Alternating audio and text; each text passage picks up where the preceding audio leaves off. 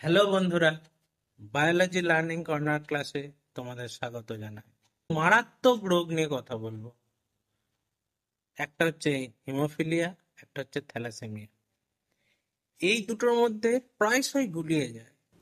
দুটোই blood related রোগ, অর্থাৎ দুটোই রক্তজনিত রোগ, আর দুটোই রিসেসিভ রোগ। এই যে মিল রয়েছে, এটাতে যে গুলিয়ে যাওয়ার জায়গা। হিমোফিলিয়া হচ্ছে একটা সেক্স লিঙ্ক ডিজিজ, অর্থাৎ এই হিমোফিলিয়া এক্স ক্রোমোসোম দ্বারা বাহিত হয়।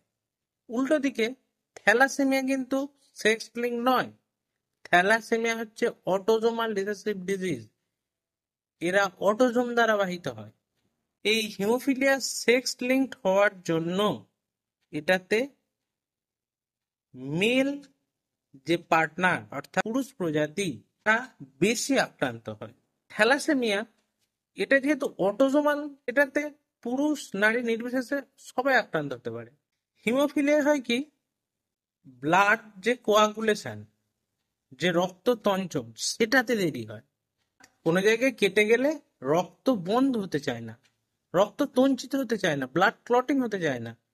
অপরদিকে থ্যালাসেমিয়ায় হিমোগ্লোবিন তৈরি হয়, অর্থাৎ আলফা চেন ও বিটা চেনের যে পলিপেপটাইড শৃঙ্খল, সেটা উৎপাদন ব্যাহত হয়।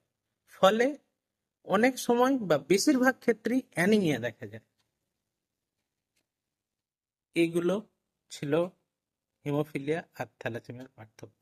ভিডিওটাকে শেষ অবধি দেখার জন্য ধন্যবাদ। চ্যানেলটাকে লাইক সাবস্ক্রাইব করে দিয়ে পাশে থাকো। দেখা হচ্ছে নতুন কোনো ভিডিও।